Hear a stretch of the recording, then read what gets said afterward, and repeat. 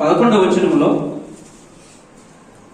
నీతిని బట్టి విమర్శ చేయించు యుద్ధము జరిగించుచున్నాడు. సిలువలో మరణించి సమాధి చేయబడి తిరిగి లేచి పునరుత్థానుడై ఎక్కడ ఉన్నాడు? ఆరోనుడయ్యాడు. ఆరోనుడైపోయి ఎక్కడ ఉన్నాడు? తండ్రి కుడిపార్శ్వమున ఆసీనుడై ఉన్నాడు. పరలోకములో తండ్రి కుడిపార్శ్వం మీద ఆసీనుడై ఉన్నటువంటి యేసుక్రీస్తు ప్రభువారు ఇప్పుడు జరిగించుతున్నటువంటి యుద్ధం, ఈ యుద్ధంలో సైనికులు ఎవరు? యుద్ధం ఏ ప్రాంతంలో ఎక్కడ జరుగుతుంది? ఎవరితో జరుగుతుంది? ఎందుకు జరుగుతుంది? యుద్ధంలో ఓటమా,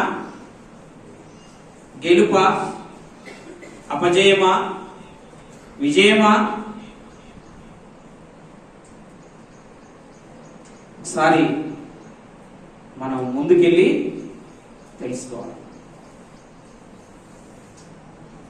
సృష్టికి పూర్వం భూమి మీద మనుషులు నిర్మించబడినప్పుడు అపవాది దేవుని సింహాసనం కావాలని యుద్ధం చేసింది.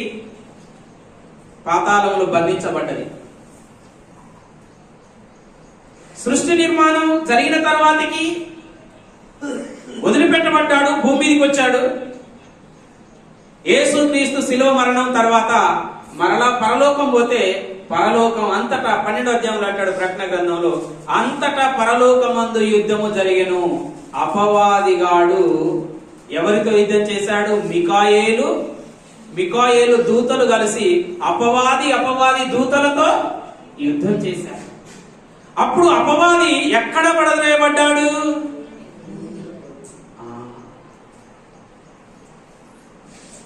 ప్రకటన గ్రంథం 12వ అధ్యాయం 13వ వచనం.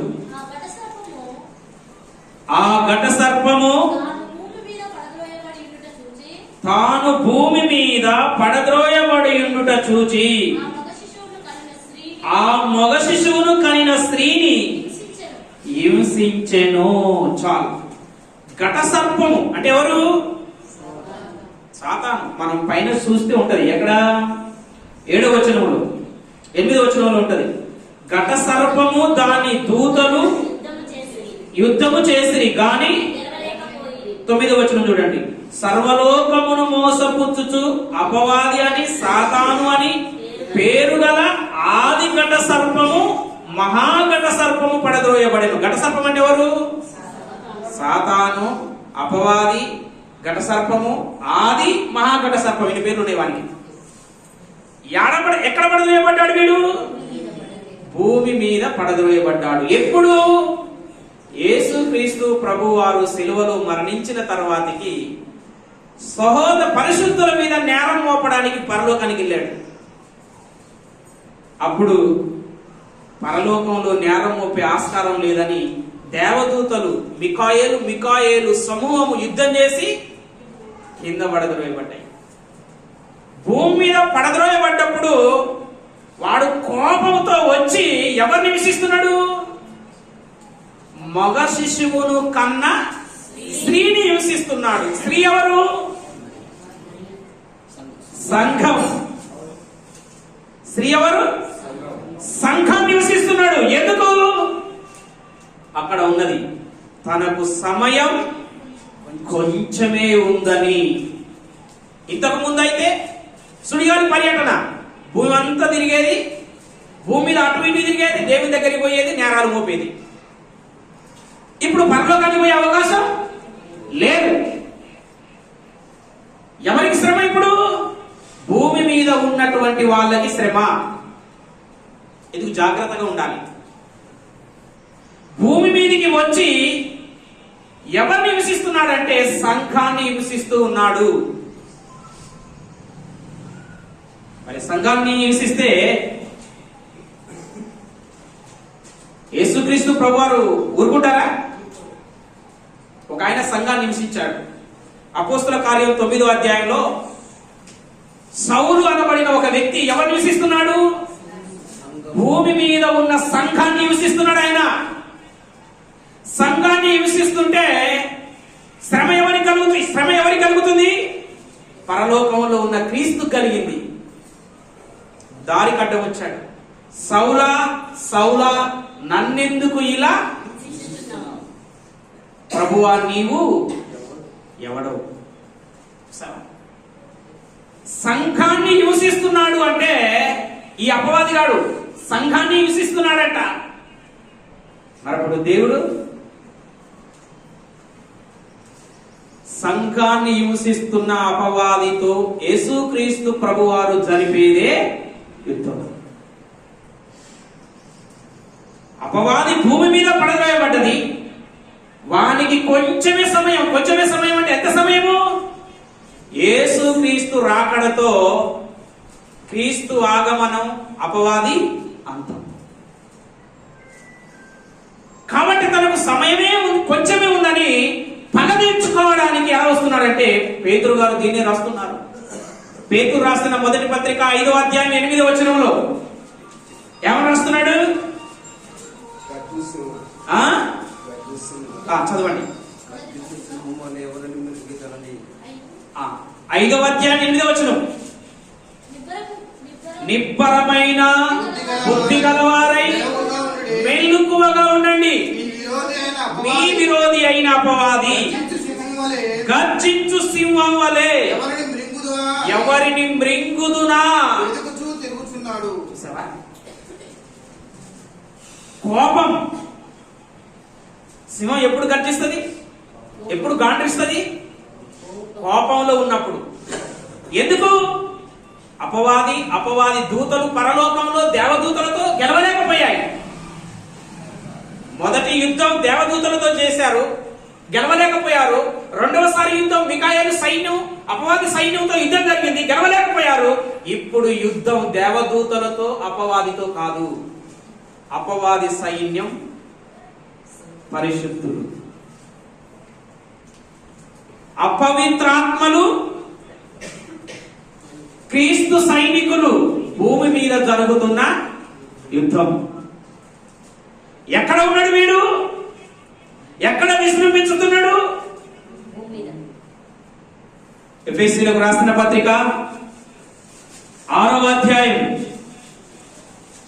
ఎఫెసీయులకు రాసిన పత్రిక 6వ అధ్యాయం 10 నుంచి 18 వచనాలు మనం చూస్తే ఇక్కడ అంటున్నాడు, ప్రభు యొక్క తుదుకు, ప్రభు యొక్క మహాశక్తిని బట్టి ప్రభు యందు బలవంతులై ఉండండి. మీరు అపవాది తంత్రములను ఎదిరించుటకు శక్తిమంతులగునట్లు దేవుడిచ్చు సర్వాంగ కవచమును. అపవాది తంత్రములు ఎందుకు? యుద్ధములో ఏం పనికి వస్తాయి? వ్యూహానికి ప్రతివ్యూహం. ఎత్తుకు పై ఎత్తు. యుద్ధం చేసేటప్పుడు వివేకముతో చేయాలి. అందుకే జ్ఞాని అయిన సొలొమోను అంటాడు, వివేకము గల నాయకుడవై యుద్ధము చేయము. యుద్ధం చేసేవాడు మెలకువగా ఉండకపోతే, యుద్ధం చేసేవానికి వ్యూహం తెలవకపోతే శత్రువు చేతిలో అపజయం తప్పదు, మరణం తప్పదు. యేసు అంటే ఇక్కడ చెప్పబడుతున్న మాట పౌలు గారు క్రైస్తవులకు రాస్తున్నాడు, ఎఫెసీ సంఘానికి రాస్తున్నాడు.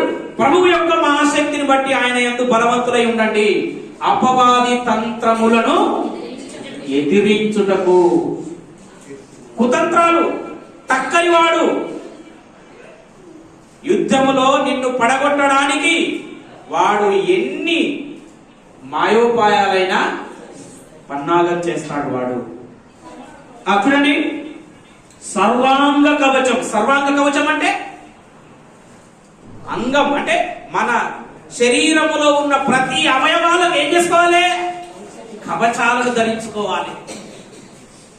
యుద్ధానికి వెళ్ళేవాడు సర్వాంగ కవచం, కవచాలను ధరించుకోకుండా, ఆయుధాలను ధరించుకోకుండా యుద్ధంలో ప్రవేశించాడు అనుకో,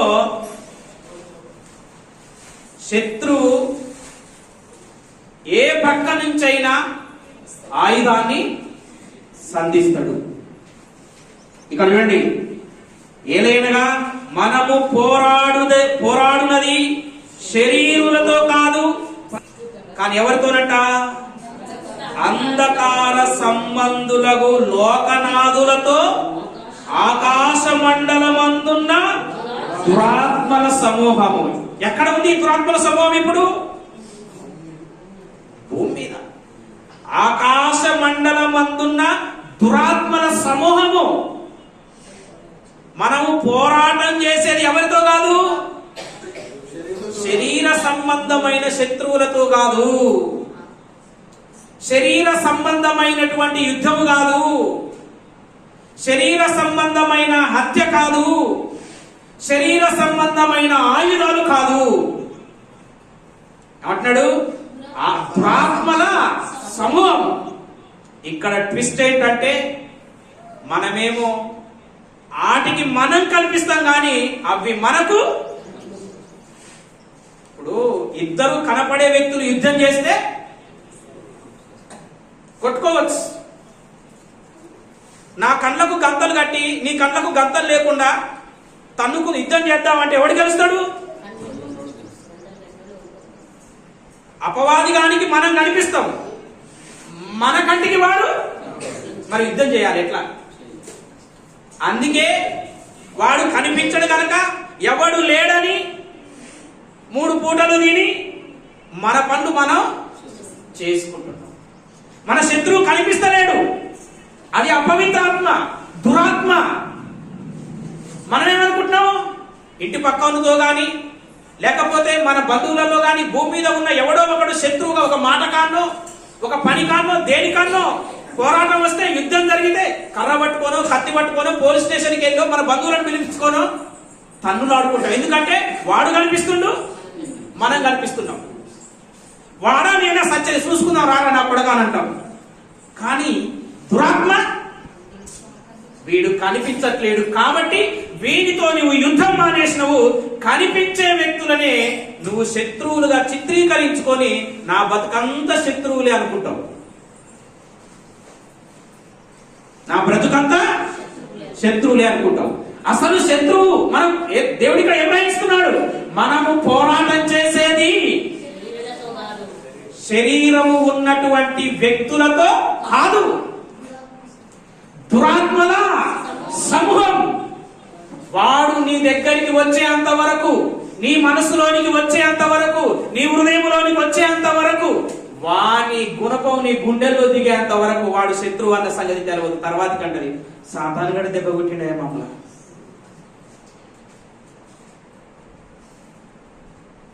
సాతాను గడి ఇబ్బంది పెడుతున్నాడయ్యా. సాతాను గడి చాలా సిక్కులు పడేసిందే మమ్మల్ని. ఏ యుద్ధం అని తెలవదా నీకు? ఏందమ్మా ప్రార్థనకు రాలేదు, ఏందమ్మా లేఖనాల పరిశోధన సదస్సుకు రాలేదంటే ఏం చేద్దామయ్య గారు తయారవుదాం అనుకొని బయలుదేరేసరికి సాతాను ఒక పని పెట్టినయ్య గారు. వాడి శత్రువేనా? నువ్వు పనికి వస్తా అంటే, ప్రార్థనకు వస్తా అంటే, దేవుని పనికి వస్తా అంటే వాడు ఎట్లా రాణిస్తాడు? యుద్ధం జరుగుతుంది కదా, వాడు రాణిస్తాడా? మళ్ళా పైగా ఏమంటారు? సాతాను గాడు చాలా ఇబ్బంది పెడుతుండు బ్రదర్ మమ్మల్ని. శత్రువు ఇబ్బంది పెట్టక ముద్దాడతాడు ఎత్తుకొని. ప్రతిఘటించే శక్తి లేక,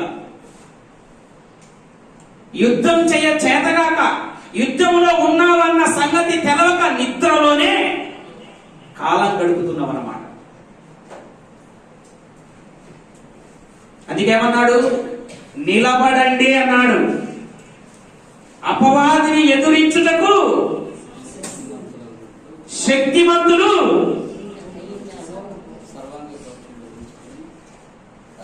దురాత్మల సమూహంతో పోరాడుచున్నాము. అందుచేత మీరు ఆపత్తినమందు వారిని వారిని అన్నాడా వారిని అన్నాడా? వారిని అంటే ఎంతమంది? వాళ్ళు ఎంతమంది ఉన్నారు? వాళ్ళు మనకొక్కడే. ఎప్పుడు దయ్యాన్ని ఎప్పుడు భయపడతామో తెలుసా?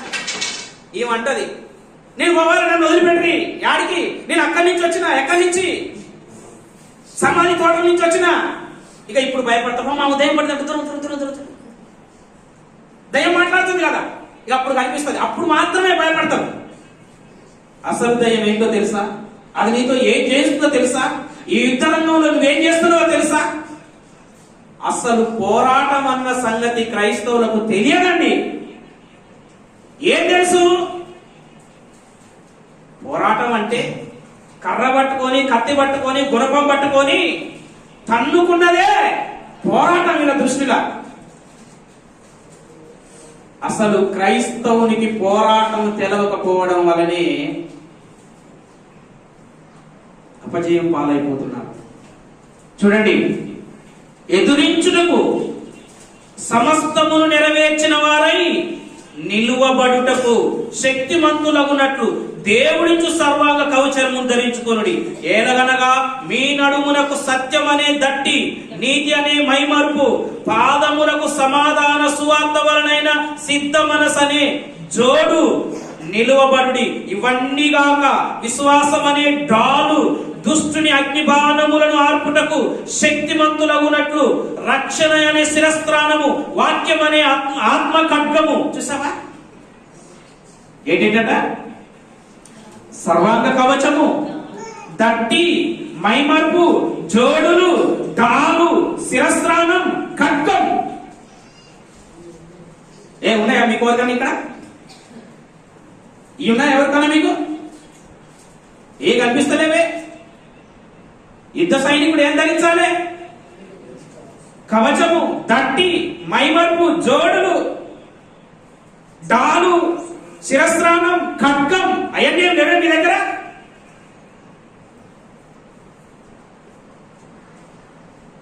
నిలబడండి. ఏమంటున్నాడు?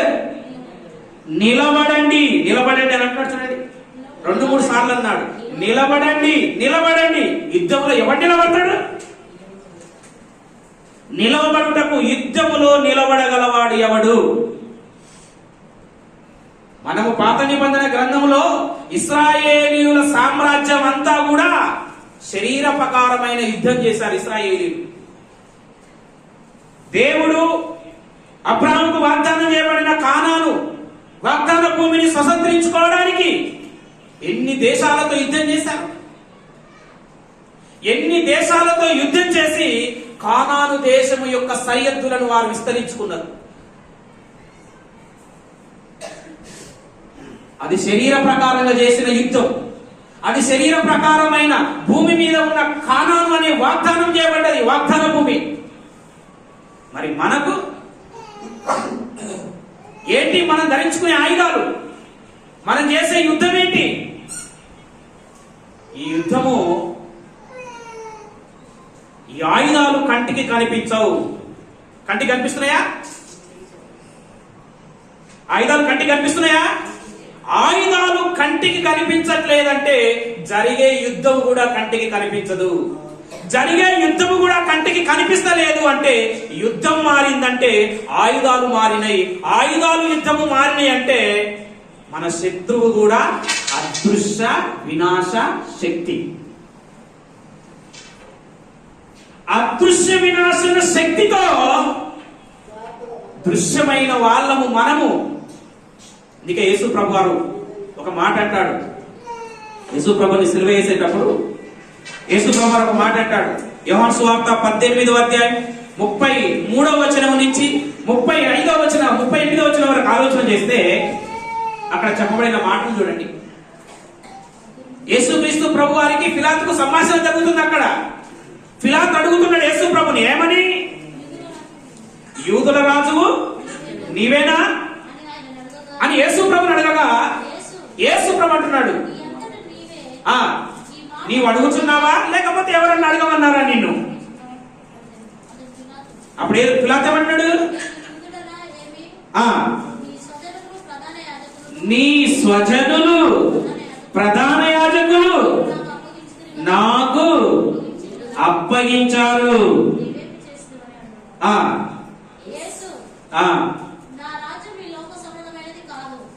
అది కరెక్ట్ కాంటెక్స్ట్ చదవాలి.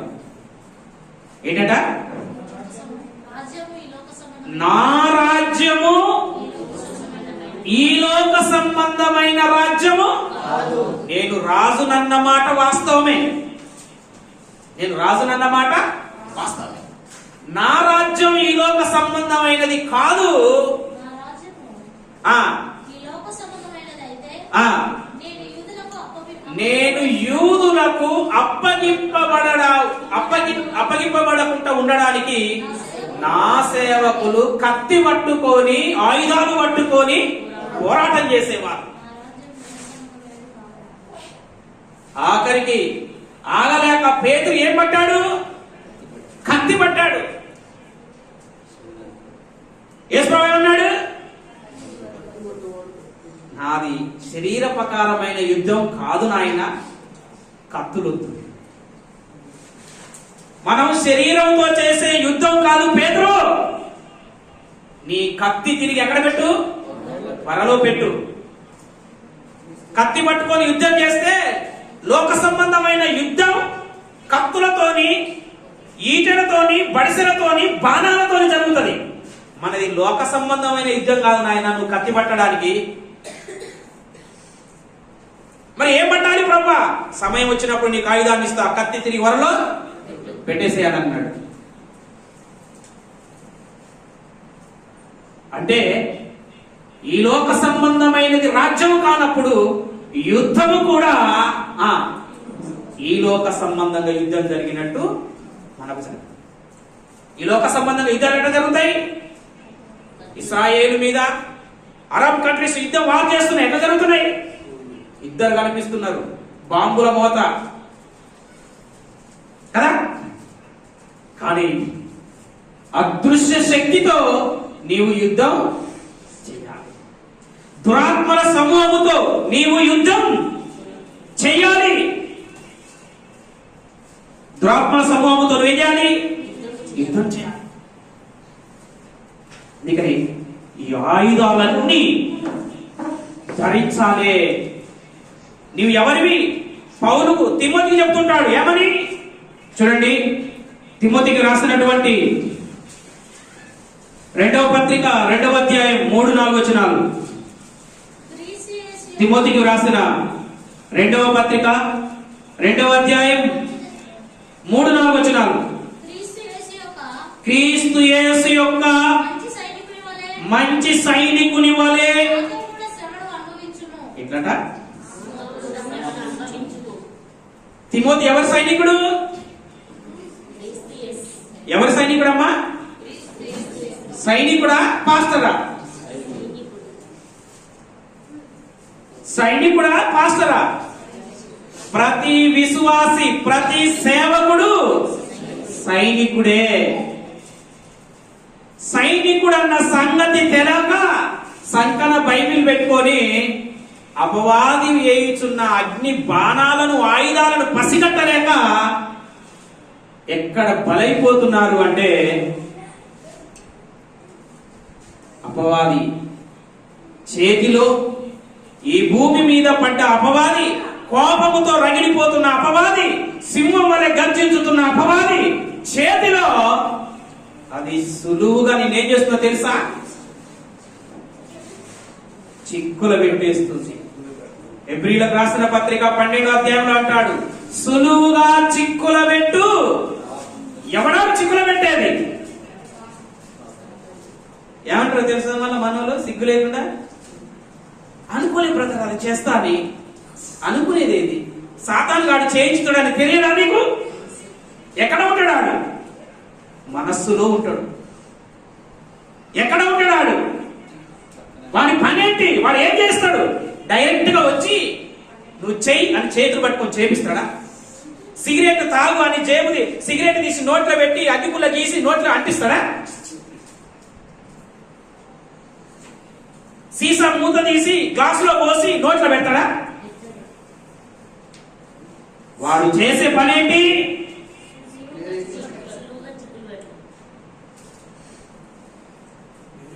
సులువు. మనస్సులో ఆలోచన పుట్టించటమే వాని పని. ఏం పుట్టిస్తాడు? మనస్సులో ఆలోచన పుట్టించటమే వాని పని.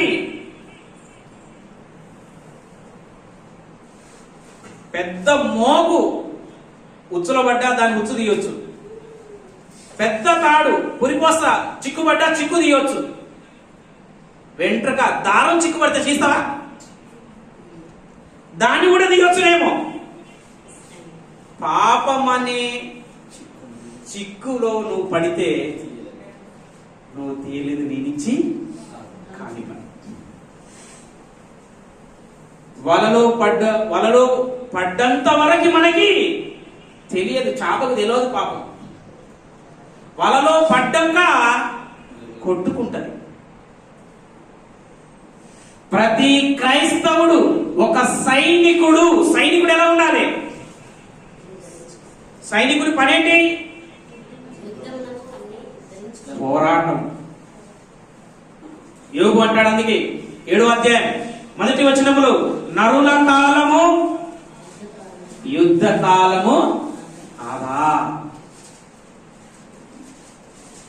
క్రైస్తవుడు అయ్యావంటే చాలా మంది పాస్టర్లు ఏమి నేర్పుతారు, విశ్వాసులు ఏమనుకుంటారంటే, నీకు శ్రమలు రావు బ్రదర్, శ్రమలు రావమ్మా, కష్టాలు రావమ్మా, అన్ని దీవెనలు వస్తాయమ్మా, సుఖపడతావమ్మా, నెమ్మదిని ఇస్తాడమ్మా, సంతోషాన్ని ఇస్తాడమ్మా. యుద్ధంలో ఎవరికన్నా సుఖం ఉంటుందా? యుద్ధంలో ఎవరికన్నా నెమ్మది ఉంటుందా? యుద్ధంలో ఎవరికన్నా సంతోషం ఉంటుందా? యుద్ధంలో ఎవడన్నా 3 పూటలు తిని పండుకుంటాడా? నువ్వెట్లా నేర్పుతున్నావు? ప్రతి విశ్వాసి క్రీస్తు నందు ఒక సైనికుడు అన్న సంగతి తెలియదా? ఒక సైనికురాలన్న సంగతి ప్రతి విశ్వాసికి తెలియదా? వారికి నువ్వు ఎందుకు చెప్పట్లేవు? అమ్మా, క్రీస్తు మహాసైన్యములో ఉన్నటువంటి ఒక సైనికురాలు తల్లి నువ్వు, ఒక సైనికుడు అమ్మ నువ్వు, ఒక సైనికుడు అయ్యా నువ్వు. సైనికునికి మరణం ఉన్నంత వరకు, ప్రాణం ఉన్నంత వరకు పోరాటం తప్పదమ్మా అని చెప్పాలి వాళ్ళకి. నా జీవితంలో సుఖం అనేది లేదయ్యా. సైనికునికి సుఖం ఉండదు నాయన. సైనికునికి సుఖం ఉండదు. 24 hours ఆన్ డ్యూటీ, అలర్ట్ ఉండాలి. సైనికుడు ఎంత నమ్మకం ఉండాలి? బైబిల్ గ్రంథంలో ఒక సైనికుడు ఉన్నాడు, దావీదు. రాజుల కాలములలో విస్తారమైన యుద్ధాలు జరిగించిన వ్యక్తి మహారాజు గారు. ఎవరు? దావీదు రాజు. యుద్ధం జరుగుతుంది, రాజు ఎక్కడ ఉండాలి? సైన్యంలో ఉండాలి. యుద్ధం జరుగుతుంటే సైన్యం గురించి, యుద్ధ వ్యూహం గురించి ఆలోచించాలి రాజు. యుద్ధాన్ని మైమరిచి పడక మీద వండుకొని విశ్రాంతిగా కాలం గడిపితే శత్రువు ఊరుకుంటాడా? అటాక్ చేశాడు. సైనికుడు be alert at any time. నిజమైన సైనికుడు ఎవరో తెలుసా? ఊరియా. దావీదు ఊరియాకు వర్తమానం పంపాడు. యోవాబు సైన్యాధ్యక్షుడు, ఊరియాను ఇంటికి పంపించు. ఊరియా సైన్యం నుంచి, యుద్ధ భూమి నుంచి దావీదు దగ్గరికి వచ్చాడు. మహారాజా వారు వర్తమానం కబురప్పారంట కదా, వచ్చాను. వచ్చావా? రైట్. భార్య దగ్గరికి వెళ్ళి ఈరోజు ఇంటికాడ వండుకొని సుఖంగా తిని రాపు అని చెప్తే, ఇంటికి వెళ్ళాడా ఊరియా? ఏడ వండుకోండు? రాజు కోట ముందు పండుకున్నాడు. పొద్దున్నే లేచి రాజు ఆరాధించాడు. ఊరియా ఇంటికి వెళ్ళాడా? వెళ్ళలేదయ్యా. అవునా? పిలవను ఊరియాను. ఊరియా రాజు పిలుస్తుంది, నేను వచ్చేసాడు. ఇంటికి వెళ్ళలేదా? యుద్ధ భూమి నుంచి వచ్చినావు కదా, ఒక రోజు విశ్రాంతి తీసుకోపోయినావు. అయ్యా, మంచి మాట అన్నాడు తెలుసా ఊరియా. 11వ వచనం, ఊరియా మందసమును ఇశ్రాయేలు వారును యూదా వారును గుడారములో నివసించుచుండగా నా అధిపతియగు యోవాబు ఏలిన వాడగు నీ సేవకులు బయట దండులో ఉండగా భోజన పానము చేయుట, భార్యతో సుఖించుట, ఇంటికి పోవుట నా ప్రాణము తోడు నేను ఇలాగూ. నా సైన్యము ఎక్కడ ఉంది? దండులో ఉంది, యుద్ధ భూమిలో ఉంది. యుద్ధం చేస్తుంటే యుద్ధంలో ఉన్న వీరుణ్ణి, అక్కడ యుద్ధం జరుగుతుంటే నా భార్యతో నేను సుఖించడానికి నా మనసు. సైనికుని లక్షణం అది. సైనికుని మనసు దేని మీద ఉండాలి? యుద్ధం మీద ఉండాలి. యుద్ధం ముగిసేంత వరకు సైనికుడు ఆదమరిసిండా అపవాది చేతిలో అపజయం తప్పదు, మరణం తప్పదు.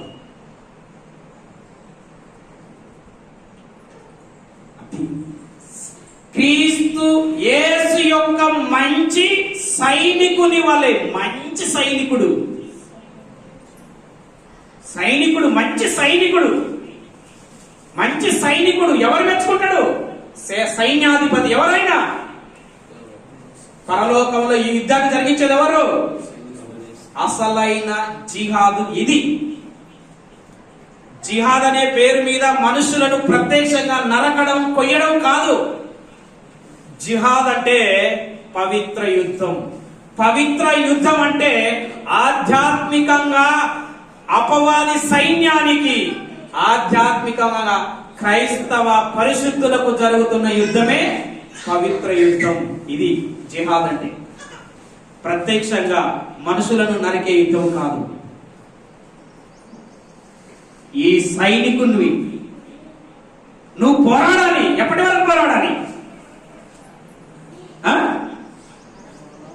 శరీర ప్రకారంగా పోరాడతావా? శరీర ప్రకారంగా పోరాడతావా? అందుకనే అక్కడ ఎఫెసీ పత్రిక 6వ అధ్యాయంలో పౌలు గారు అన్నారు, నిలబడుటకు ఆయుధాలు ధరించండి. నిలబడుటకు, రణక్షేత్రంలో నువ్వు నిలబడాలంటే, యుద్ధ రంగంలో నువ్వు నిలబడాలి అంటే ఏముండాలి నీకు? ఆయుధాలు లేకపోతే నిలబడతావా? ఏంటి ఆయుధాలు? నీతి, సత్యం, విశ్వాసం, ప్రార్థన, సమాధానం. ఏ ఆయుధాలు? ఆయుధాలు ఇవే.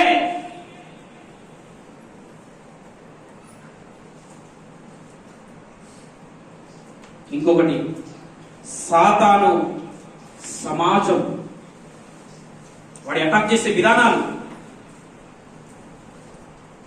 సాతాను సమాజముతో యుద్ధం.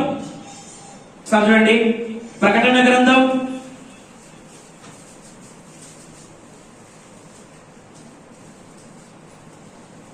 2వ అధ్యాయం 9వ వచనం.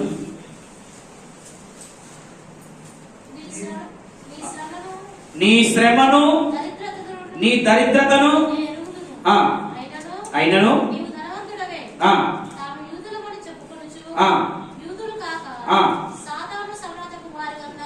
సాతాను సమాజము వారి వలన 13వ వచనం. సాతాను సింహాసనమున్న స్థలములో నీవున్నావని నేను ఎరుగుదును. సాతాను సమాజము, సాతాను రాజ్యము, సాతాను సింహాసనము, సాతాను రాజ్యము, సాతాను సమాజం ఉన్న స్థలములు ఎవరున్నారు? విశ్వాసివైనా నీవు ఉన్నావు. ఎలా ఉండాలి? చుట్టూ ఎవరున్నారు? సాతాను సమాజం. ఇప్పుడున్న రోజుల్లో ఒక క్రైస్తవుడిగా నువ్వు బ్రతకాలంటే, ఒక క్రైస్తవుడిగా సువార్త సేవ చేయాలంటే, ఒక క్రైస్తవుడిగా నువ్వు బైబిల్ పట్టుకొని తిరగాలంటే, ఒక క్రైస్తవుడిగా నువ్వు క్రీస్తు శిలువ మరణ పునరుత్థానాన్ని ప్రకటించాలంటే,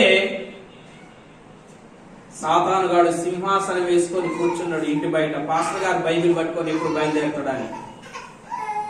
యాడ ప్రార్థన పెడుతుండు, యాడ మీటింగ్ పెడుతుండు. దాన్ని అపజయం పాలు చేయటమే ఈ సమాజం పని. వ్యక్తులతో కాదు మనం పోరాడేది. అదృశ్యమైనటువంటి సాతాను దృశ్యమైన వ్యక్తులలో ప్రవేశించి ఒక సంఘాన్ని ఏర్పాటు చేసుకున్నాడు. వాటి సమాజాన్ని.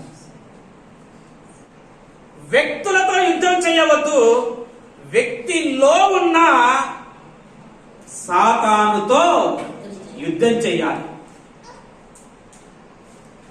అర్థమైందా? ఎవరితో యుద్ధం చేయాలి? యేసు ప్రభువారు పేతురుతో మాట్లాడుతున్నాడు. ఏమని? మత్తయి సువార్త 16వ అధ్యాయం 23వ వచనంలో ఉంటాడు. మత్తయి సువార్త 16:23లో యేసు ప్రభువారు పేతురుతో మాట్లాడుతున్నాడు. పేతురుతో మాట్లాడుతున్నాడా, సాతానుతో మాట్లాడుతున్నాడా? సాతానా, నా వెనుకకు పొమ్ము, నీవు నాకు అభ్యంతరము కలగజేస్తున్నావు. మనుషుల సంగతులని ఆలోచిస్తున్నావు కానీ దేవుని సంగతులను ఆలోచించవా? ఎవరితో మాట్లాడుతున్నాడు యేసు ప్రభువారు? పేతురుతో మాట్లాడుతున్నాడు. పేతురు ముందర ఎవరున్నారు?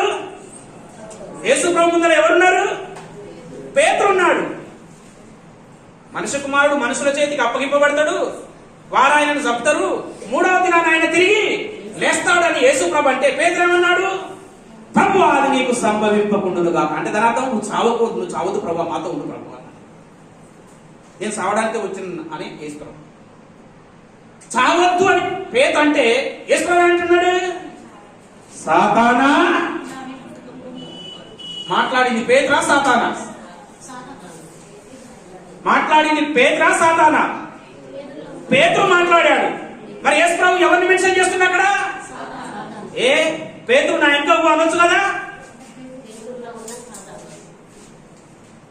వ్యక్తులతో కాదు మనం పోరాటం చేసేది.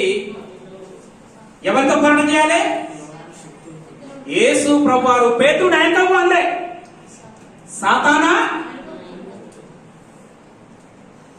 నిన్ను పడగొట్టడానికి ఏ వ్యక్తిలోనైనా వాడు ప్రవేశిస్తాడు. Be alert, you are a soldier. నీవు సైనికునివి. యేసు ప్రభుకి అంత సన్నిహితంగా ఉన్న పేతురులో ప్రవేశించి యేసు ప్రభును పడగొట్టాలనుకుంటే ఆయన సర్వజ్ఞాని కాబట్టి పసిగట్టి మాట్లాడాడు. పసిగట్టని నీవు సులువుగా చిక్కుకొని పసిపిల్ల కొట్టుకున్నట్టే పాపం పేతురు దాన్ని పసిగట్టలేక నేల మీద పడి గిలగిల కొట్టుకొని దుమ్ము నొత్తిన పోసుకొని, నా ప్రభువా నా దేవా నన్ను క్షమించు, నేను ఘోర పాపం చేశాను, కోడి 3 సార్లు కూసిందని కొట్టుకొని ఇచ్చాడు. సాతాను వ్యక్తులలో ప్రవేశించి నిన్ను ఎలా దెబ్బతీస్తుందో, యుద్ధం వాని తంత్రాలు వానికున్నాయి, వాని వ్యూహాలు వానికున్నవి. అలర్ట్గా ఉండవా? అలర్ట్గా లేకపోతావా? ఆత్మీయ జీవితం ముగింపు, ఆత్మీయ జీవితానికి స్వస్తి పలుకుతావు, నరకానికి వెళ్ళిపోతావు. చాలా జాగ్రత్తగా ఉండాలి. అననీయ సభ్యురాలు ఉన్నారు. ఆదిమ సంఘం అందరూ కూడా ఆస్తులను నమ్మి అపోస్తుల పాదంలో యుద్ధం పెట్టారు. మరి ఈయనెందుకు పెట్టలేదు? 5వ అధ్యాయం చేయండి. అపోస్తుల కార్యములు 5వ అధ్యాయం. అననీయ, నీ భూమి వెలలో కొంత దాచుకొని పరిశుద్ధాత్మను మోసపుచ్చుటకు సాతాను ఎందుకు నీ హృదయాన్ని? సాతాను ఎలా అటాక్ చేసింది? డబ్బు లెక్క పెట్టి ఇంత మటుకు పక్కకు పెట్టని లెక్క పెట్టించింది సాతాను. ఏం చేస్తుందని? జస్ట్ ఆలోచన మాత్రమే పుట్టించగలదు. దురాత్మల సమూహము సంఘంలో ఉన్న విశ్వాసులో కూడా ప్రవేశిస్తుందా? సంఘంలో ఉన్న విశ్వాసులు కాదు, యేసు ప్రభు సంకన ఉన్న పేతురులోనే ప్రవేశించింది. యేసు ప్రభు పక్కన ఉన్న ఇస్కరి యూదాలోనే. అలర్ట్గా లేకపోతే నీలో ప్రవేశించదా? అలర్ట్గా లేకపోతే నీలో ప్రవేశించదా? అందుకే పౌలు గారు అంటున్నాడు, క్రీస్తు యేసు యొక్క మంచి సైనికుడు. ప్రతి విశ్వాసి, ప్రతి క్రైస్తవుడు యేసు క్రీస్తు యొక్క మంచి సైనికుడు. మంచి సైనికుడు అంటే సైనికుడిని కాపలా యుద్ధ భూమిలో నిద్రపోతున్నాడు అనుకో సైనికుడు, సేనాధిపతి అరే నువ్వు మంచోడి మంచి డ్యూటీ చేస్తున్నావు అంటాడా? బలా మంచి దాసుడా, మంచి సైనికుడా. ఎప్పుడు ఇస్కరియోతులా యూదాలాగా పేతురులో ప్రవేశించినట్టు, అననీయ సభ్యురాలో ప్రవేశించినట్టు సాతానుకి నీ శరీరం కావాలి.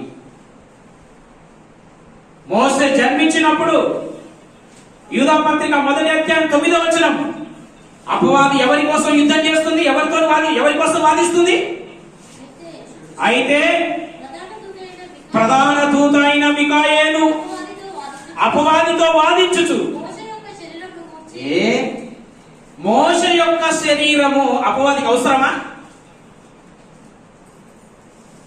చూసావా, శరీరానికి ఆత్మకి యుద్ధం. శరీరం అపవాదికి కావాలి, ఆత్మ దేవునికి కావాలి. ఆత్మ దేవునికి కావాలి, శరీరం అపవాదికి కావాలి.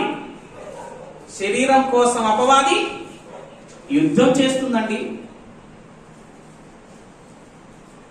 అంటే ఆత్మకు శరీరానికి జరుగుతున్నటువంటి ఈ యుద్ధాన్ని, అంటే ఐక్యంగా ఉన్న వీటిలోనే వీటిని విడదీసి వీటికే శత్రుత్వం పుట్టించి వీటితోనే యుద్ధం చేపిస్తూ అది పక్కన ఉండి చూస్తుంది. శరీరం ఎవరికి ఇస్తాం? అపవాదికి కావాలంట. శరీరం దేవునికి కావాలంట. మీ శరీరాలను సజీవ యాగంగా. శరీరం అపవాదికి కావాలంట, శరీరం దేవునికి కావాలంట.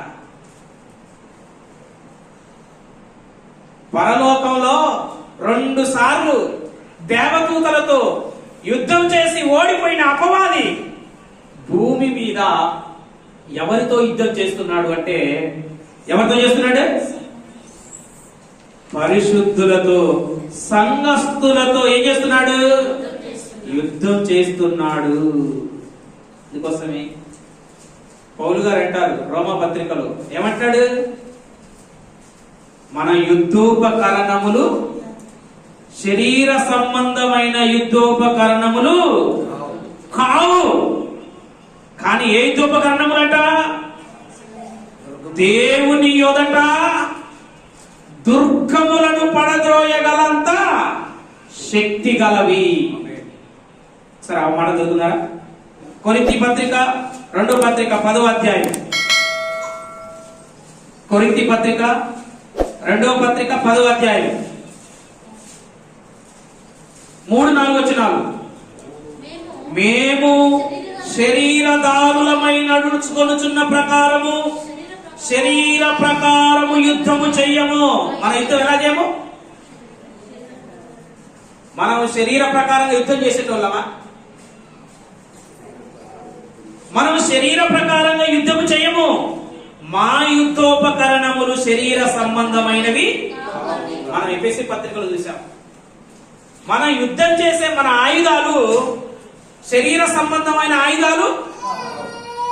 బాణము, ఈటె, బడిసె, గుణపం ఈ కావు. శరీర సంబంధమైన యుద్ధోపకరణాలు కావు. దేవుని యొదట దుర్గములను పడద్రోయ జాలినంత బలము గలవి. ఏంటి దుర్గాలు? అక్కడ అన్నాడు కింద, వితర్కవాదాలు, దేవుని జ్ఞానాన్ని అడ్డగించేటోళ్ళు, ఆటంకాలను కలగజేసేటోళ్ళు. ఎవరిలో? సాతానుగాడు. ఆత్మలు రక్షింపబడకుండా, సువార్త విస్తరణ జరగకుండా ఏం కడుతున్నాడు? దుర్గములంటే అడ్డుకట్టలను, కోటలను కడుతున్నాడు. ఎవడు? సాతానుగాడు. దేవుని జ్ఞానాన్ని అడ్డగించే, అది ఎంతటి జ్ఞానాన్నైనా కూలదొక్కేది ఎవడంటే క్రీస్తు సైనికుడు. దేవుని జ్ఞానాన్ని, దేవుడు లేడన్న వానితోని, దేవుడు యేసు క్రీస్తు ద్వారా రక్షణ కాదు అన్నవాడితోని, ఈ లోకములో క్రీస్తుకు వ్యతిరేకంగా కామెంటరీస్ ఉన్న ప్రతి ఒక్కరిని కూడా అడ్డుగోడలను, వితర్కమైన వాదాలను ఎవరు కూలదొక్కుతారంటే ఒక క్రీస్తు యేసు యొక్క సైనికుడు, సువార్తికుడు, దైవజనుడు. మనం యుద్ధము శరీర ప్రకారమైనటువంటి యుద్ధము అందుకే పౌలు అంటాడు, ఏమంటాడు పౌలు? అది యేసుప్రభు పౌలు అంటే మంచి పోరాటము నా పరుగును యుద్ధం చేశాడు. మంచి యుద్ధం చేశాడు ఆయన. అందుకే పౌలుకు నేర్పుతున్నాడు ఏమని? మంచి సైనికుడు వలె ఉండాలి. యేసుక్రీస్తు ప్రభువారు కూడా భూమి మీదకి వచ్చి ఏమన్నాడు? నేను ఖడ్గమునే గాని సమాధానమును పంపడానికి రాలేదు. ఖడ్గం అంటే ఏంటి? వాక్యం. వాక్యం ద్వారా ఒక్క ఇంటిలోనే తండ్రికి తల్లికి, తండ్రికి కుమారునికి, తల్లికి కూతురుకు, అత్తకు కోడలికి ఏమొచ్చిందట? యుద్ధం. ఎలా కలిగింది? ఈమె చర్చికి పోతా అంటే వాళ్ళు చర్చికి రామంటారు. ఈమె చర్చికి వస్తా అంటే ఆయనేమో ఇంకొక అడిగి పోదామంటాడు. పోయిన వారం నీ వంతు కదా, ఇప్పుడు నా వంతు మా దగ్గరికి రా అంటాడు. ఒక్క ఇంటిలో ఏం జరుగుతున్నాయి? దేన్ని బట్టి? ఖడ్గాన్ని బట్టి. ఏంటా ఖడ్గం? వాక్యాన్ని బట్టి. క్రీస్తు నిమిత్తం కుటుంబాలను వదిలేసిన వాళ్ళు ఉన్నారు. క్రీస్తు నిమిత్తం కుటుంబంలో నుండి వెలివేయబడిన వారు ఉన్నారు. క్రీస్తు నిమిత్తము కొంతమంది యేసు ప్రభుని నమ్ముకుంటే కుటుంబంలో నుంచి వెలివేస్తారని నమ్ముకోకుండా ఇండ్లలో ఉండి ప్రార్థన చేసుకునేటోళ్ళు ఉన్నారు. ఎందుకు? యుద్ధం జరుగుతుంది. ఖడ్గం అంటే వాక్యం. ఇంకో మాట అంటాడు, నేను భూమి మీద అగ్ని వేయ వచ్చి తిని అది రగులుకొని మంట మండాలని నేనెంతో కోరుతున్నాను అని అంటాడు. అగ్ని అంటే ఏంటిది? వాక్యం. ఇర్మియా గ్రంథంలో అంటాడు. ఏమంటాడు ఇర్మియా గ్రంథంలో 23:29లో? నా మాట అగ్ని వంటిది. అంటే యేసుక్రీస్తు మాటలు ఎవరి మనస్సులో పడతాయో, ఏ కుటుంబంలో పడతాయో అవి రగులుకొని ఫలించి ఏం చేస్తాయి? మంట మండుతాయి. చెప్పాలి అప్పుడు. ఇర్మియా దేవుని మాటలన్నీ నింపబడి చెప్పకుండా ఉండాలంటే ఏమంటున్నాడు? ఆయన మాటలు నా గుండెల్లో ఎముకలను దహించుతున్నాయి, నేను చెప్పకుండా ఉండలేను. అది నువ్వు బయట చెప్తే, ఖడ్గం తీసుకొని పోయి సువార్త సేవ చేస్తుంటే, వాక్యం అనే అగ్నిని తీసుకొని పోయి ఎదదల్లుతుంటే, ఎవడీడు మా ప్రాంతానికి వచ్చి మమ్మల్ని మారుస్తుండు, మా దేశాన్ని మారుస్తుండు, మా ప్రజలు మారుస్తుండు, మా ఊరిని మారుస్తున్నాడు. ఏం జరుగుతుంది ఇక్కడ? యుద్ధం జరుగుతుంది. ఎవరు జయించుతున్నారు? పరలోకములో యేసుక్రీస్తు ప్రభువారు. చేసేది ఎవరు? క్రీస్తు యేసు సైనికులు, పరిశుద్ధులు. రణక్షేత్రం. చంపుతాం. ఇంతమంది వస్తలేరు సువార్త సేవలు. పోయిన సంవత్సరంలో మణిపూర్లో ఎంతమంది చావలేదు? ఛత్తీస్గఢ్లో ఎంతమంది వస్తున్నారు? ఒడిశాలో ఎంతమంది వస్తున్నారు? వేరే రాష్ట్రాలలో ఎంతమంది చంపుతున్నారు? చంపడమే కాకుండా వీడియోలు తీసి ఎంత మందికి పంపుతున్నారు? సేవ ఆగుతుందా? బాప్తిసాలు తీసుకోవటం ఆగుతున్నాయా? సంఘాలకు తాళాలు పడుతున్నాయా? సువార్త సేవ సైనికులు విజృంభించుతున్నారు. ప్రాణాలను సైతము లెక్క పెట్టమన్నారు. అందుకే ప్రకటన గ్రంథంలో యోహాను గారు అంటున్నారు, వీ తెల్లని వస్త్రాలు ధరించుకున్న వీరు ఎవరయ్యా అని యోహాను గారు అడిగినప్పుడు ఆ పెద్దలలో ఒకడు లేచంటున్నాడు, వీరు భూలోకములో నుండి మహాశ్రమలలో నుండి వచ్చినవారు. అంటే భూలోకంలో మహాశ్రమలంటే ఎవరు? వీళ్ళు రణరంగంలో సువార్త సేవలో విజృంభణ చేసి హతసాక్షులుగా చేయబడిన పరిశుద్ధులు, అమరులు. అందుకే బలిపీఠము కింద పరిశుద్ధులు ఏమంటున్నారంటే, నాదా సత్యస్వరూపి, మా రక్తము నిమిత్తం మమ్ములను వధించారు, మంటల్లో కాల్చేశారు, మమ్ములను చంపారు, నరికారు, వివస్త్రలను చేసి ఊరేగించారు. మా చావుకు ప్రతిదండన చెయ్యవా భూమి మీద ఉన్న వారికి. సైన్యంలో వీరమరణం పొందిన వాళ్ళం మేము. యుద్ధ భూమిలో మరణించడం తప్పు కాదు, వీరునిగా మరణించు. నా నాగటి మీద చెయ్యి పెట్టి వెనక తట్టు చూస్తే పిరికి వారు మండుచున్న అగ్నిగుండములో పడవేయబడుదురు అన్న లిస్టులో పిరికి వాళ్ళు ఒకరు. ప్రకటన గ్రంథంలో ఉన్నటువంటి వాళ్ళు నరకంలో ఎవరు పడవేయబడతారన్న లిస్టులో అందులో ఎవరున్నారు? మొట్టమొదటిగా పిరికివారు. దేవుని కోసం ప్రాణం పెట్టలేవా? సువార్త పని చెయ్యలేవా? పరిశుద్ధుడిగా క్రీస్తు కోసం ప్రాణం పెట్టలేవా? ఆత్మల రక్షణ కోసం సువార్త సేవ చెయ్యలేవా? అందుకోసమే పౌలు గారు అంటారు, ప్రతి స్థలములో ఆయన మాకు విజయోత్సవముతో ఏం చేస్తున్నాడు? ఊరేగిస్తున్నాడు. ఊరేగి పోడుకుంటుందండి? ఓడి నోడుకుంటుందా? గెలిచి నోడుకుంటుందా? ఊరేగి పోడుకుంటుందండి? పోటీ ఉంటది. ఆట పోటీలలో గాని, ఎలక్షన్లలో గాని, ఏ పోటీలోనైనా ఊరేగి పోడుకుంటది, గెలిచి నోడుకుంటుందండి. కొరింథీ పత్రికలో పౌలు గారు అంటున్నారు, ఏమంటారు? ప్రతి స్థలములో ఆయన మమ్ములను విజయోత్సవముతో ఊరేగిస్తున్నాడు. ఎవరిని? ఓడిన క్రైస్తవులను కాదు, అననీయ సభ్యుల లాంటి వాళ్ళని కాదు, ఇస్కరియోతు యూదా లాంటి వాళ్ళని కాదు, ఎనుమానబడిన గారడి లాంటి వాని కాదు, బిలాము బోధేసే లాంటి వాని కాదు, ఒక మంచి సైనికుడు. ప్రాణం పోతుందా?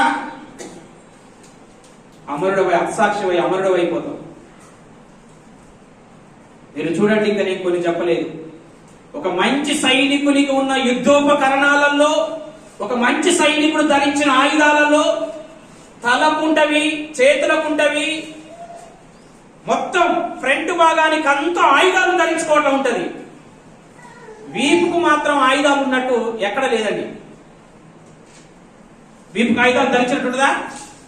వీపుకు ఆయుధాలు కూడా ధరించాడు. కాళ్ళకు ధరిస్తాడు, చేతులకు ధరిస్తాడు, తలకు ధరిస్తాడు, ముఖానికి ధరిస్తాడు, అన్నిటికి ఉంటాయి. వీపుకు ఆయుధం ఉంటుందా? ఎందుకు? సైనికుడు వీపు చూపడు కాబట్టి. ఎదురు పోవటమే. ఒకవేళ వెన్ను చూపినవో వీరుడు చావాలి. అందుకే వీపుకు ఆయుధం ఉండదు. ఎందుకంటే ఆయుధం లేని కాడ బాణం పడ్డదంటే ఏమైందని చచ్చిపోతాం.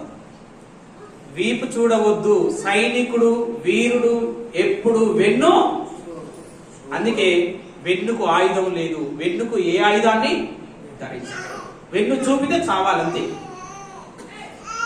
అంటే ప్రకటన గ్రంథం 19వ అధ్యాయం 11వ వచనములో యేసు క్రీస్తు జరిగించుతున్నటువంటి యుద్ధం ఏంటంటే సంఘము మీద అపవాది చేస్తున్నటువంటి యుద్ధం. ఈ యుద్ధములో పరిశుద్ధులు చేస్తున్నటువంటి విరోచితమైన వీర పోరాటం. అందుకే యేసుక్రీస్తు ప్రభువారు ఒక మాట అంటాడు ప్రకటన గ్రంథంలో, ప్రకటన 3:21, నేను జయించి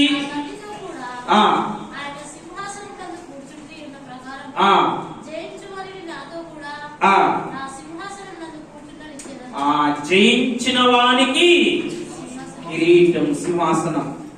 2వ అధ్యాయం 17వ వచనంలో, అలాగే 2వ అధ్యాయంలో ఇంకా 26వ వచనములో జయించిన వానికి, జయించిన వానికి, జయించిన వానికి జీవ కిరీటం, సింహాసనం. ఏం జయించాలి? ఏం జయించాలండి? ఏం జయించాలి? 12వ అధ్యాయం 11వ వచనంలో చెప్తాడు ఏం జయించాలి. ప్రకటన గ్రంథం 12వ అధ్యాయం 11వ వచనంలో వారు, ఎవరు వాళ్ళు? పరిశుద్ధులు. వారు పరిశుద్ధులు గొర్రెపిల్ల రక్తమును బట్టి, వారు ఇచ్చిన సాక్ష్యాన్ని బట్టి వానిని జయించుచున్నారు. ఎవరు వానిని అంటే ఎవడు? పైన చెప్పబడ్డది. ఎవడాడు? అపవాది. అపవాది వాని దూతలు పడద్రోయబడ్డారే, వానిని జయించుచున్నారు. వానిని జయించాలంటే మరణము వరకు ప్రాణాలను ప్రేమించిన వారు, వానిని జయించాలి. జయిస్తారు. ఎవరు? పరిశుద్ధులు. అపవాది దురాత్మల సమూహాన్ని, అపవాది సేనాని పరిశుద్ధులు జయించుచున్నారు. ఎవరైతే అపవాది సేనాని దురాత్మలను జయించుతారో వారికి సింహాసనం, వారికి కిరీటం.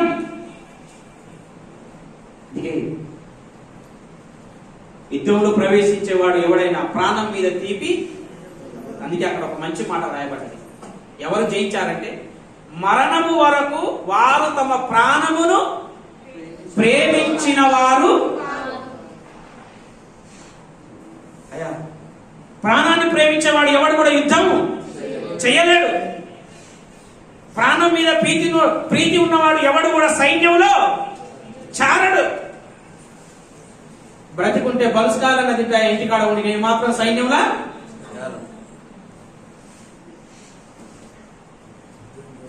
బలుసుకాయలు తిని 100 రోజులు బతకడం కంటే సైనికుడిగా ఒక్కరోజు బ్రతికి వీరమరణం పొందడం శ్రేష్టం. అందుకే యేసుక్రీస్తు ప్రభు అని అంటున్నారు. ఏమంటారో తెలుసా? రోమా 16:20లో సాతానును చూడండి, 2 వచనాలు చూసి ముగించుకుందాం.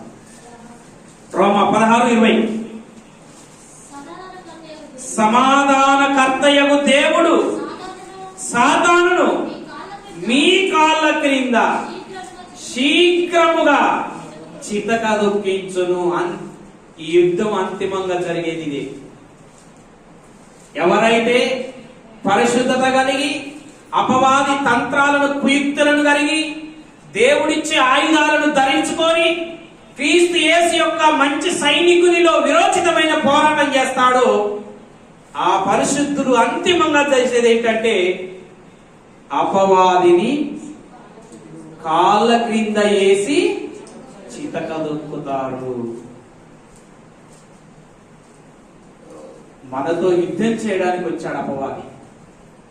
పరలోకంలో దేవదూతలతో యుద్ధం చేసి 2 సార్లు యుద్ధం చేసి ఓడిపోయాడు. ఇప్పుడు మనతో యుద్ధం చేస్తున్నాడు. కానీ మనం ఏం చేయాలి? వానికి మనకు యుద్ధం జరుగుతుంటే, గొల్యాతుకు దావీదుకు యుద్ధం జరుగుతుంటే సేనాలు నిలబడి ప్రేక్షకులై చూస్తున్నారు. మరి మనం యుద్ధం చేస్తుంటే ఎవరు చూస్తున్నారు? పేతురు రాసిన ప్రేక్షకులు ఎవరు? ఈ రణక్షేత్రంలో జరుగుతున్న యుద్ధానికి ప్రేక్షకులు ఎవరు? పేతురు రాసిన మొదటి పత్రిక 1వ అధ్యాయం 12వ వచనం. పరలోకము నుండి పంపబడిన పరిశుద్ధాత్మ వలన మీకు సువార్త ప్రకటించిన వారి ద్వారా మీకిప్పుడు తెలియబడిన ఈ సంగతుల విషయమై తమ కొరకు కాదు గాని మీ కొరకే తాము పరిచర్య చేసిరన్న సంగతి వారికి బయలుపరచబడెను. దేవదూతలు ఈ కార్యములను తొంగి చూడగోరుచున్నారు. ఏ కార్యములను? దేవదూతలు ఈ కార్యములను తొంగి చూడగోరుతున్నారు. ఏ కార్యాలను? నువ్వు చేసే విరోచితమైన సైనిక పోరాటాన్ని ఎవరు చూడాలనుకుంటున్నారు? కత్తి పట్టుకొని రోడ్డు మీద ఇలా ఇలా ఇలా ఇలా తిప్పుతున్నావు అనుకో, ఏమంటారు? పిచ్చోడు అనుకుంటారు. ఎందుకు? ఒకడే తిప్పుకుంటున్నారు. అదే ఇద్దరు కలిసి తిప్పుకుంటున్నారనుకో ఏం జరుగుతుందో అని అందరు చూస్తారు. తీసేటోళ్ళు వీడియోలు సెల్ఫీలు తీసి వాట్సాప్లలో పెడతారు. అర్థమైందా? అంటే ఇక్కడ ఒకడు కనిపించట్లేడు, మనమేమో కనిపించి వస్తున్నాం. యుద్ధం జరుగుతుంది ఇక్కడ. వాడేమో కనిపిస్తలేడు, మనమేమో కనిపిస్తున్నాం. ఇక్కడ ఏం జరుగుతుంది? యుద్ధం జరుగుతుంది. వివేకముతో చేయలేకపోతే పిచ్చోడు అంటాను నేను. ఎందుకంటే కనిపించని వానితో చేస్తున్నాం మనం.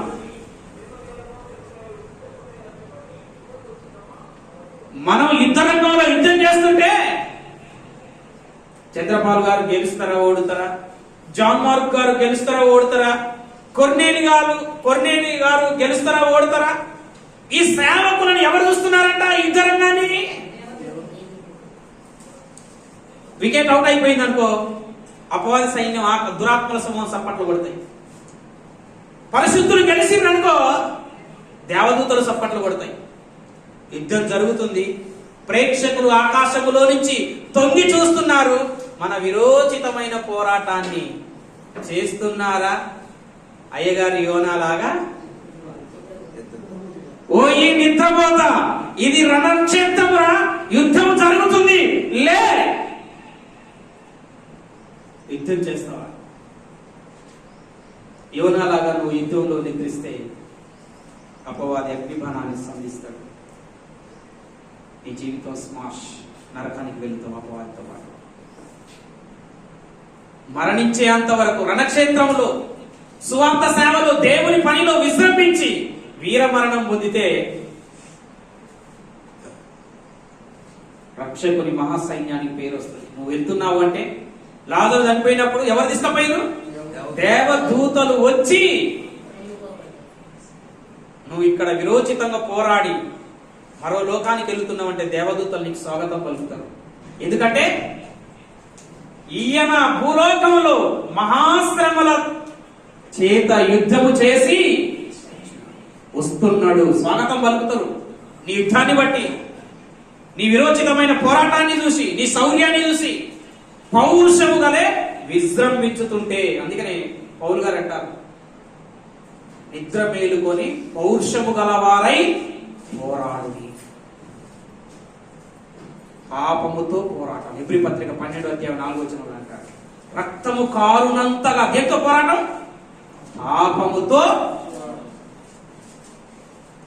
కాబట్టి ఈ ఆత్మీయ జీవితంలో అపవాది దూతలకి యేసుక్రీస్తు యొక్క పరిశుద్ధులకు జరుగుతున్న ఈ రణక్షేత్రంలో మనం అందరము ఉన్నాము, చేస్తున్నాము. అది మరచిపోకండి. ప్రాణాన్ని వదులుకున్నా పర్వాలేదు, కానీ యుద్ధములో ఓటమిని మాత్రం చవిచూడకూడదు. ఎందుకంటే వెనుక తట్టు చూసేవాడెవడు పరలోక రాజ్యానికి వారసుడు కాదు. నీవు సైనికునివి, మంచి సైనికుని వలె పోరాడాలి. ప్రార్థన చేద్దాం, కళ్ళు మూసుకోండి.